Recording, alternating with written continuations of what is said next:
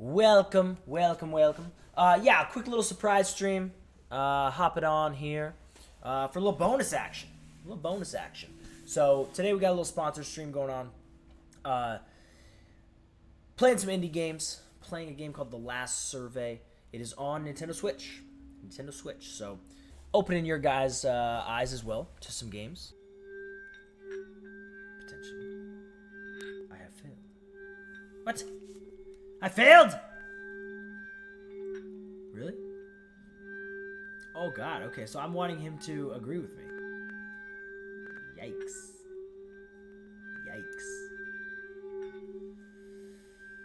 I was trying to savor my complimentary drink. Okay. So let's try some different answers in here. My twitching knees. Any sense of composure? Oh, interesting, different answer. But our first encounter was at a geoscience conference, hosted by the University of Melbourne, sponsored by BHP. It was atypical for senior executive to attend academic gatherings, but he was on a personal recruitment mission. He approached me after I delivered a paper on alloy yield degeneration using current extraction methods. Sounds intriguing. We walked through Carlton Gardens and had dinner staring up at the spotlit Parliament building. After a barrage of questions about my research, he offered me a consultancy with a retainer that made me blush. I tried to be coy and said that I'd have to think it over, but I found myself accepting the position even before he ordered dessert. It seemed as though more than enough time had passed for word of my arrival to reach Victor's inner chamber. I should expect the natural delays that plague operations of this magnitude. I'd come to expect Victor's attention being pulled in a million directions at once. It comes with the territory of the 19th floor. You can't be up here if you aren't juggling several meetings simultaneously, writing an email while talking on the speakerphone, reading a report while watching the stock ticker signing off on public memos, placating shareholders. Victor, like most executives I've met, a quarry of cognitive dissonance. You could smell the miasma of doublespeak seeping out of his pores. Like most men in power, he could talk at length without really saying anything at all, hurling countless syllable sentences at your general direction, without taking a position one way or another about any particular topic. The breeze of words that wafted from his mouth could be interpreted as chilly or balmy. It would merely depend on your temperature and temperament. His talk was engineered to be that way, manufactured out of a careful verbal lexicon of convincing neutrality. For Victor, language was a mirror, a shield of glass that could tilt this way and that, represent the beat, the best vantage of yourself back to you. But somehow, every time I hear him speak, I find myself forming an opinion. I'd instinctively react, formulating responses and criticisms, assuming I was in the midst of a conversation. It's only much later, only after trying to digest his shards of discourse, that you realize, as I do time and time again, you are mostly talking to yourself. In truth, he was more magician than executive. The door to the waiting room squealed on its hinge. The original assistant who greeted me at the elevator asked me to follow her to Senior Farrar's office. She didn't wait for my confirming reply and started down the hallway before I had fully gathered my binder-filled briefcase. The swish of my linen pants and the clatter of my assistant's heels reverberated in the vacuum of the hallway.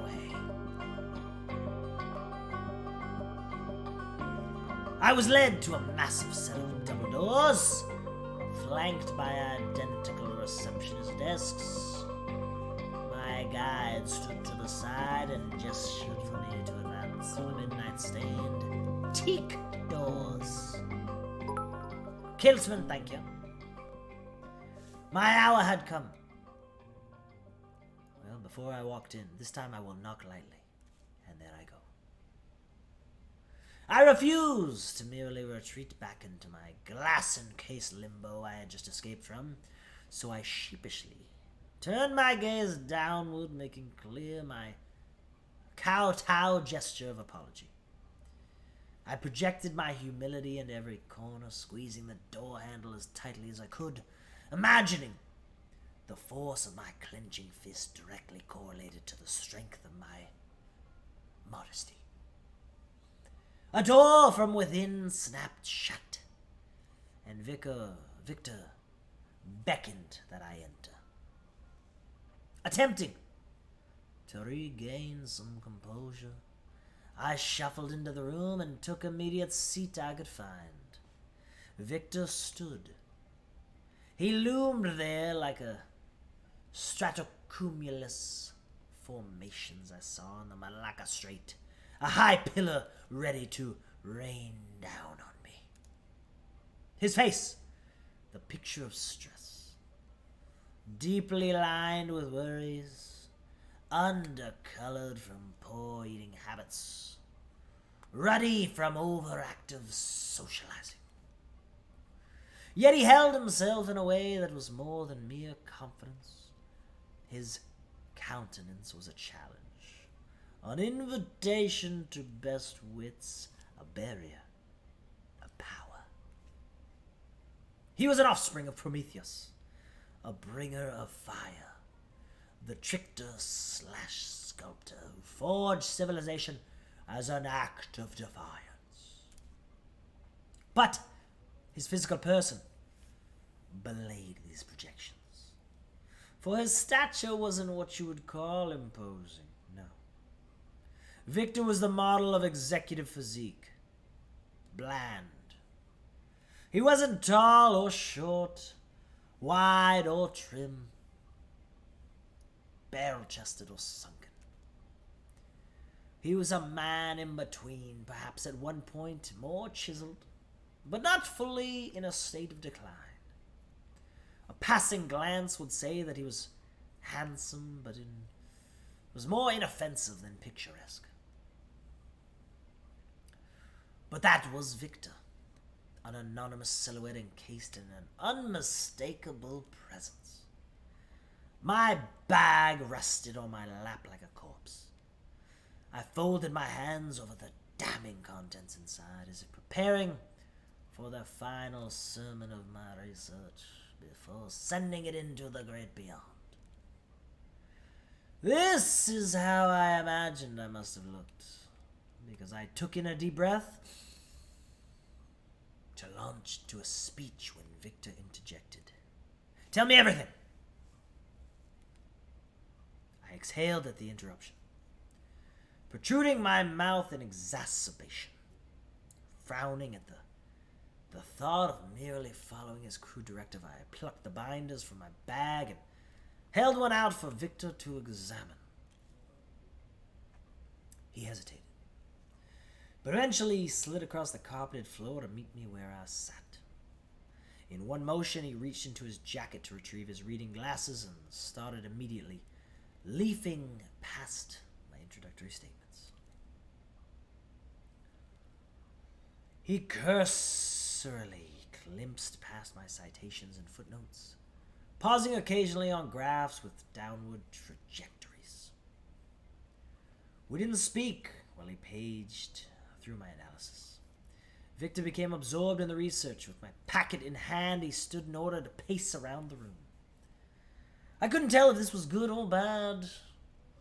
However, I noticed his meanderings weren't as orderly as I had expected.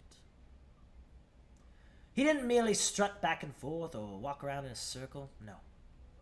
Instead, he zigzagged about his domain, etching secret runes into the important tapestry that covered most of the floor.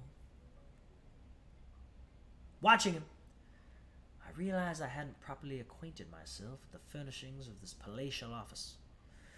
It was impressive, but not outright gaudy. A decorator's touch was noticeable, but not heavy-handed. I could see moments where the CEO had intervened to satisfy his own ego. The typical framed pictures with smiling international dignitaries were discreetly relegated to one cabinet near the entrance.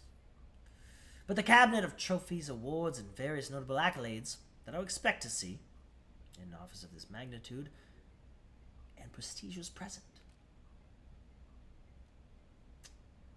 Space that would have been dedicated to such things was instead occupied by pictures of his family and posed photo ops with pit bosses, engineering staff at various facilities, signaling to anyone visiting my employees are like my family. I didn't think of Victor as a sentimental type, so I assumed that arrangement of photos must have been the strategic decision. I imagined him, during negotiations, walking visitors over to this area and telling a very compelling tear-jerker in order to sway the attitudes of his adversary. He'd lean in close, almost whispering into the ear of his interlocutor, reciting his story with a tactical tone of empathy and compassion. His victim would be moved, clearing their throat or adjusting their tie, and would tell Victor they'd reconsider their position or withdraw the complaint, whatever it may be. I wondered if he'd try that maneuver on me. More importantly, I questioned whether I would have the willpower to withstand his maneuver. My scrutiny of Victor's interior decorations was further piqued by the lack of televisions. In many offices I had wandered into over the years, the low-volume murmuring of flat screen was a very common fixture. Besides the pair of split-screen monitors stationed at his desk, Victor's office was remarkably tech-free. Even the lobby had a couple of TVs playing welcoming messages with brightly tinted infographics and stock photos of happy workers. Reconsider Victor's focus. Regardless, his determination to seek out information and act accordingly was, as far as I could tell, a marked difference from his competitors. But I wondered if this research was merely a point of leverage for Victor's vision for the future of his company. Would he share my findings? Would he set in motion the drastic yet necessary changes needed to avoid catastrophe? He was nearing the end of my Section 8, my analysis of solvent extraction and alloy leaching, when he peered over the rim of his glasses to meet my gaze. He soured, puckering his face in preparation for a bitter assessment of my work. This doesn't look good. I nodded solemnly, interlocking his fingers over the unopened copy of the dossier on my lap. No, Victor, it does not. He huffed in consternation, folded his glasses with one hand, and stood in the middle of the room. He surveyed his domain, assessing the impending fall of a kingdom under his reign, eyes darting back and forth. Victor calculated the various possible outcomes of what he had just read. He shuddered slightly, squeezing his lips into a tight, thin line as if having just drank a double shot of Kachaka. Kachaka? Placing his glasses back upon the bridge of his nose, he returned to my document where he had left off. Taking long, emphasized strides, he moved to behind his desk, pulled out his chair. I need to grab a drink. Just go to grab a drink. And I'm back. It's a lot of reading, guys. It's a lot of reading. Taking long, emphasized strides, he moved to behind his desk, pulled out his chair, and slowly eased into its padded seat. The chair rocked to a rhythmic squeal that Victor didn't seem to notice. I could not read his silence, so I pensively remained still. I inhaled deeply, releasing a slow sigh. Our meeting thus far hadn't exactly met my expectations. I feel like this is kind of going the same way that the first run through did. The sudden emotional attachment I was feeling from my emotionless presentation of data gave me a dizzying sensation, as if the minor sway of the 19th floor and the Brazilian breeze, was making me nauseous. Gravity was playing tricks on me. The heaviness of this room, the density of my dismay, the weight of my research, it bore down on me like a hammer, pounding against my heart. Victor gave no sign of capitulating to my concerns. I was beginning to wonder if he would even notice if I just got up and left. For all I knew, he was probably expecting it. Victor breezed, through the next several sections, realizing, as I originally estimated, that what he really cared about was the conclusion. I turned to the sound of papers flapping against themselves as he flipped to the end of my briefing. He reared his body up from the fortress he called a desk and again made the face of tasting something gone off. He clicked his tongue once or twice as if to prepare the room for more violent noises that were about to emanate from his face and disturb our muted surroundings. This doesn't feel like it's going good, guys. But instead he cleared his throat and said, "So we're in deep shit." I half gasped at summation, partially out of relief, but partially out of unexpected brevity. I ventured a response. That's one way of putting it. I explained how my survey created a comprehensive analysis of the company's current operations and argued the scientific imperative for preventing further repercussion. Choosing my language carefully, laden with just enough jargon, I mustered a professorial tone in order to reinforce the salient message of my verdict. Opening my own copy of my research, I paged quickly to a specific graphic to emphasize my talking points. I could sense my explanation was not exactly satisfactory to Victor. It was as if every word I spoke further creased his taut poker face. I could see him clenching and unclenching his jaw. Oh God, it's going to be the same. The muscles bulging at his temples in a tight rhythm that matched the wispy nasal breathing. My eyes searched his expression for any sign of receptiveness. But as I've come to expect from Victor and his acidic stare, I got very little indication that my imperatives were met with any kind of sympathy. The veins stretched over his tensing up a jaw, pulsed with a quiet energy. It was clear that all my statements were being measured against his bottom line, a series of calculations that even I couldn't predict. I continued to offer my professional opinions, despite Victor's obvious growing impatience, and felt that the veracity of my claims was slipping through my own grasp. I could tell I was starting to spiral. Not quite in free fall, but absurdly pinwheeling into obscurity, emphasizing oblique data points was not going to assist my case. God, this is happening again. Victor had already read between the lines. He already saw the hidden messages nestled between bar graphs and histograms. He hadn't come this far without being able to detect subtlety of data. I hesitated a moment to catch my breath. I tried to disguise an inward sigh that came with my exaggerated inhale. An arched eyebrow flashed across Victor's face, and he placed the binder onto his absurdly low coffee table, then rested in front of me. Oh, God. I noticed Victor already earmarked some of the pages so that his henchmen could dissect my research at a later date. Or maybe they were dog-eared for his PR goons to appropriate for positive spin. It could be that Victor saw something in those pages that I didn't, or noticed discrepancies that I had somehow overlooked. Very possible as well. My speculation was veering into self-doubt, a sign that no matter what my approach had been, up to this point, Victor had put me on the defensive. I had to readjust.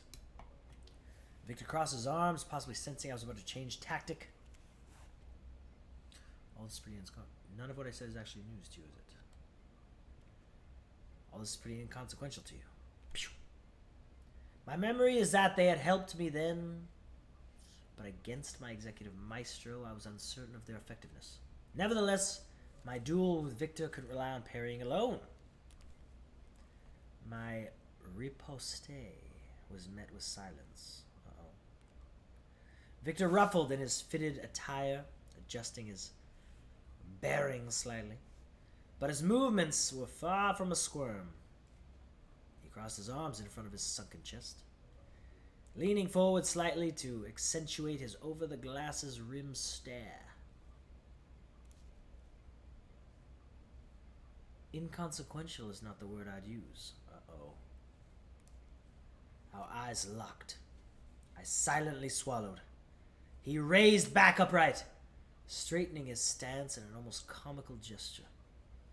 His eyes veered nonchalantly up and over my head towards where I had entered.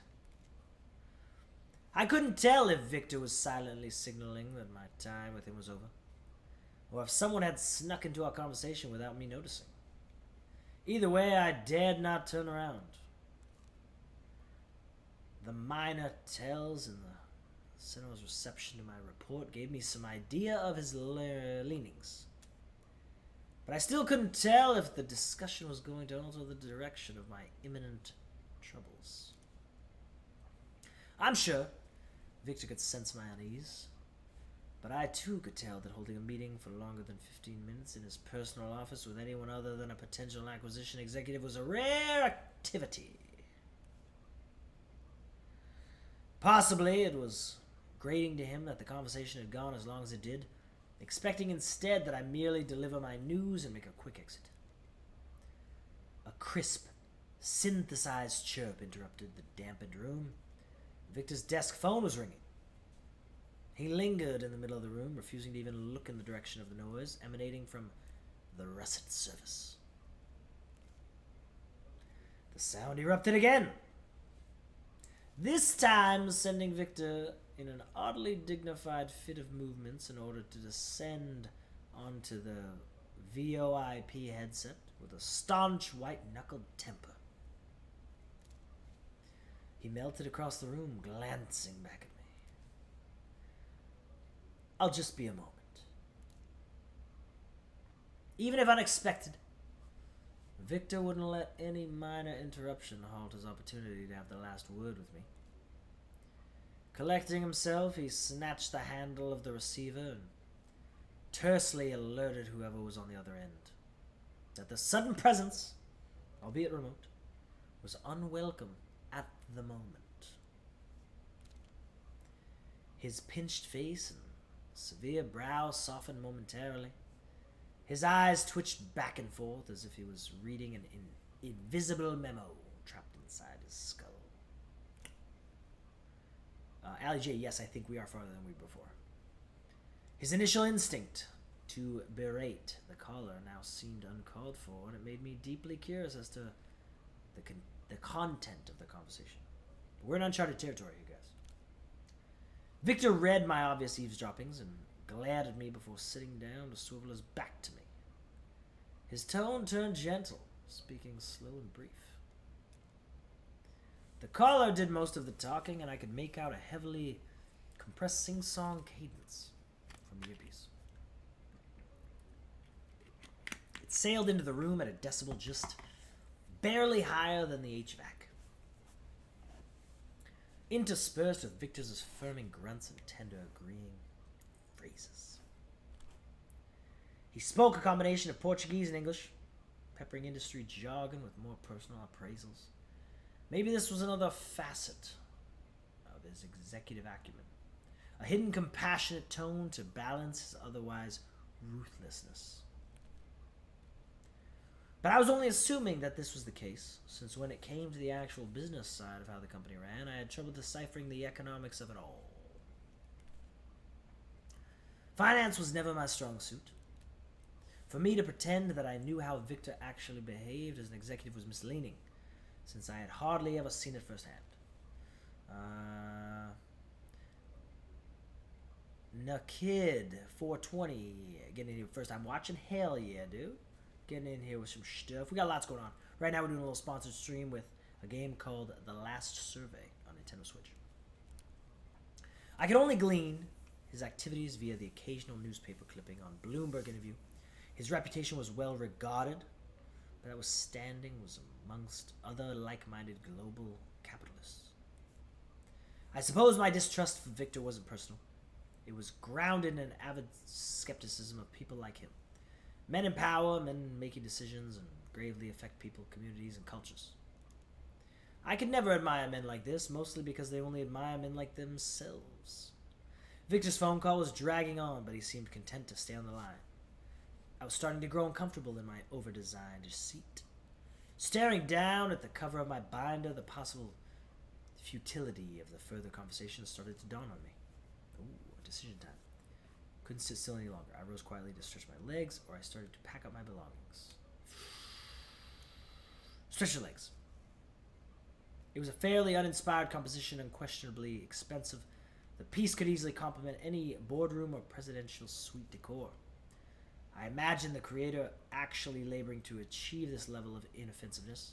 Beyond innocuous, the artwork actually had a sublime, forgettable quality that its author had probably spent several decades honing.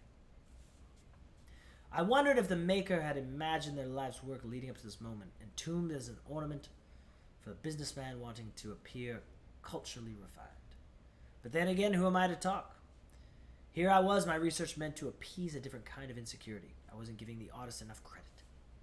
Maybe that piece was never actually intended for Victor, but rather meant for people like me that never thought they'd end up in scenarios like this. Victor abruptly spun around to place his elbows on the desk, following his movements with a rather uncharacteristic blank stare. Still talking into the phone, he spoke in deliberately louder English so that I could clearly hear his side of the conversation. Yes, I'm with them right now. We're going over the survey. Not good. No, not good at all. I'll call you back later. Ciao. He steadily placed the receiver back down, clicking it back into the place with aggressive emphasis. A combination of casual demeanor and honest assessment convinced me he must have been talking to someone he held in very high esteem. Possibly an intimate confidant, or even a back-channel competitor. The mere fact he didn't immediately dismiss their call was evidence, though, to assume the caller was someone even Victor couldn't refuse. Maybe he secretly timed the phone call to give him a strategic break in our dialogue, like a nervous date, asking a friend to call them in 5 minutes in order to make an excuse for postponing the remainder of the awkward evening. But that seemed petty at best. The phone call must have been unplanned, regardless of its welcome break with dealing with my discoveries. I crossed myself, standing in the middle of the room, striking a pose as if I had deserved an explanation. He remained seated, removed his deeply veined hand from the receiver and resting his arms atop his ergonomically sculpted armrests. Unwilling to endure another stalemate, I decided to pick up where he left off. I hope you understand the gravity of my findings. The results of my survey have far-reaching implications. The problem wasn't merely that Victor would have to shut down mines and metallurgy facilities and cancel contracts with Mitsui. It was bigger than that. The current rate of depletion would curb production of some of the world's most necessary electronics and green infrastructure components. Motherboards and anodized panels would become prohibitively expensive to manufacture, stalling markets that would rely on the minerals and metals that Victor's company was readily supplying. If news ever broke out that the world's supply of nickel was at the point of exhaustion, renegade or unexpected seizure of facilities could result in international global conflicts. I reminded Victor that his enterprise now and always had been political. My survey didn't change this fact, it pushed me further to the fore. The senator rose from his creaking seat, digesting my analysis. He nodded to himself several times, silently, solemnly. Without projecting any solutions he might have been arriving to, he scratched at his temples. My statements were exactly revelatory, but I felt it my duty to say them. Victor needed to know that this wasn't just a pet project of his. The information contained in my binder painted a bleak picture. So to be sure, Victor understood the complexity of my research presented, and I didn't want to harangue him into action. Presenting any kind of ultimatum would be the non-starter, as no power or leverage to do so. Besides, the NDA I signed presented a litigious scenario that I could fiscally or mentally afford. I'd seen colleagues destroyed by unruly sponsors, unsatisfied with funded research. Friends and peers alike had been stripped by status at the hands of the dark money and shell corporations. Nowadays, whistleblowers, even in countries which so-called stable democracies, have been put in crosshairs, some crushed in the course, others blackmailed in the silence, and others still put in physical peril. The price of speaking truth of power had come with a high premium. These thoughts crept through my mind as I awaited Victor's response. At any point, he could call in security, confiscate my passport, smash my phone, shred my survey, and altogether deny the existence of my work or my life, for that matter. Did he have that kind of authority? Was he someone that could just erase a person off the face of the planet? He certainly had the power to do this with minerals, extracting their worth and then foregoing any consequence. What could be so different with people? My paranoia was starting to spiral out of control, but I couldn't help think my typical overly cautious suspicions were completely unfounded. I tried to silently fish out my phone when Victor noticed I was getting nervous. Is everything alright? I'm fine. You don't seem fine. His retort was flat but sinister, a statement cut from a dull blade. He grinned at my discomfort and my inability to hide my feelings. Sensing the upper hand, he felt at liberty to admonish my disloyalty as a paid consultant, using all the staid cliches of dogs, hands, and foolish eating habits. He said he understood why I was behaving the way I was, hitting full stride with his disappointed father rhetoric.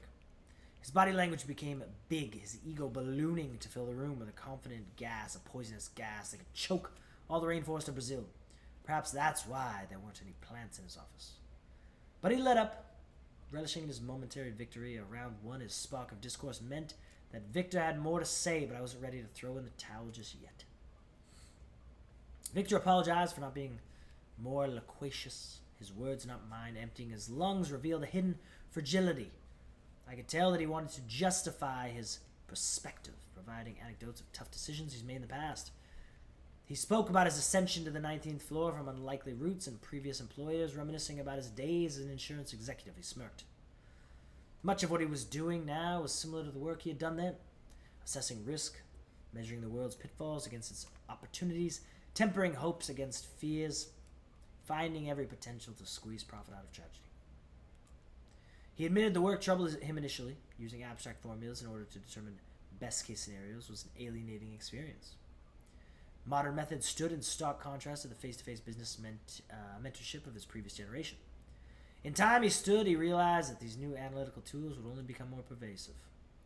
Not because shareholders had found new, supposedly exciting ways to thicken their portfolios, but because it gave men like him platforms to mitigate their guilty conscience.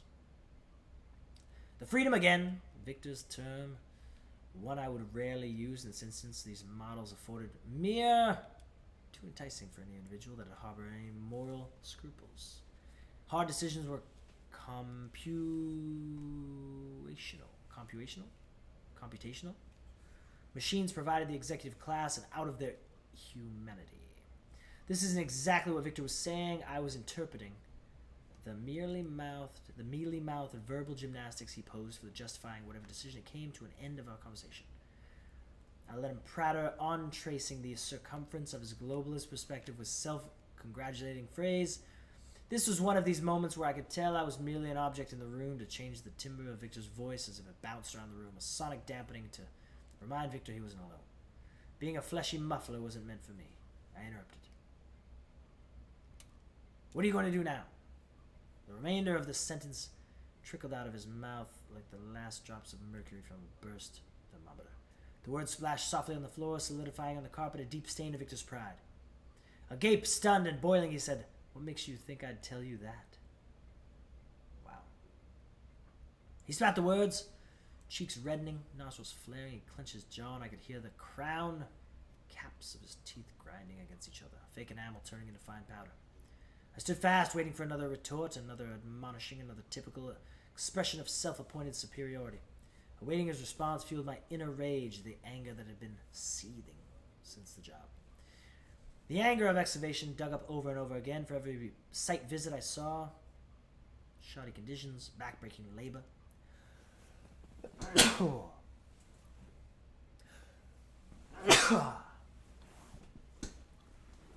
That anger sank deep. A plumb line waited with a heaviness that only the most bitter instruments could measure. Anger so dense, thicker than any alloy, bonded together so strong that no smelter could distill, no sinistering could liquefy. I prepared to leave. I couldn't bring myself to continue this conversation. Victor didn't stop. He didn't bother. Feigned attempt at imploring me to stay. My briefcase felt heavier. Then, when I had arrived, pulling at my shoulder, I inhaled deeply, raising my chest to align my spine. I mustered a final entreaty. You're better than this, Victor scoffed. Snarling a sarcastic statement.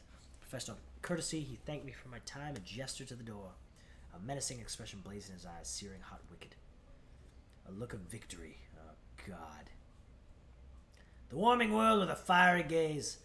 It was in that moment that I realized Victor had no intention of ever doing anything with my report. He felt compelled to have a study done, but would never feel any obligation to have that. Oh, God. Responsibility was a moot point. He couldn't care less about the state of his supply. He only needed a shield to protect himself from the skeptics. He'd certainly read my report, but he'd only use it to map out a strategy for when to strategically step down. He continued to increase the increased dividends, improve market share, and satisfy projected profits, but right when the tide would turn, he'd jump. Instead of swimming with the sharks, he'd walk ashore from a world drowning which would barely a drop on him. He buried his hands in his pockets after a long pause, indicating that the conversation had reached its natural conclusion. Victor looked at my general direction. He turned to face the floor, ceiling windows that looked out of the chimney below. I imagined him standing long after my departure, watching his paragliders and tours in the warming sun. From Victor's standpoint, those bodies below they were all part of a populace of consumers. I wondered if he would consider how his own products had their own undoing. Those bodies would turn to dust under the beating sun, but he would be shielded up here on the 19th floor. I swept my bag and saw myself out. No greeting party to usher me into oblivion. I wished for someone to come. Crumbling reality of an ignorant world, but there was no one there. No shepherd, no guide, no ferryman to help me cross the river Styx. Meandered back to the elevator, waiting for it to envelop me in an aluminum and steel cage, bringing me back down to the surface, back to earth, back down. The lobby floor indicator dinged, jolting me out of the daze. I lingered for a moment before shuffling out into the lobby. Halting what felt like a precise middle of the cavernous space, I felt like an immense isolation. My bag, now half empty, sagged and my limp fist inside held a ruin. Be devastated by what comes next. My ears rang with the high-pitched squeals that emanated from security. Employees scanned their badges, tipping their hat. Pretend politeness. I wonder if the pain of putting on those faces was due to some internal conflict. Was making an effort to appear content while aiding with ales. Planet more strained than I imagined. Did the passive wave the officer with the nonchalant nod of understanding smooth over the guilt? Did they have any remorse? It was hard to tell. I had spent the last year trying to mold my observations into data, turning estimates into certainties, trying to perform the task now deemed foolish. How does one map human decisions? No equations for solving the human spirit. Maybe therein lies the flaw of thinking I could do anything to change Victor's mind. He and all the men in power, well-researched yet ill-fated decisions, is not a variable in some computation. His manner, his motivation, his presence will always fall outside the scope of my survey. For all my projections, he will always remain the one factor that will prevent solutions from reaching equality. But it can't all be left to men like Victor. Time is coming, yet. Time when Victor's choices will catch up to him, and others will undo all they've done. Interesting. It didn't say I failed, so maybe I won. There you go. An essay game by Nicholas O'Brien. So different game. Different type of game, right? Trying out some different games. So I think the end, it was kind of a moral type of victory. Or not even so much a victory. Just a moral ending, which hopefully you learn something from. That's what I'm thinking. You know what I mean? Where it's like a teaching. It's a teaching thing. So, I get it.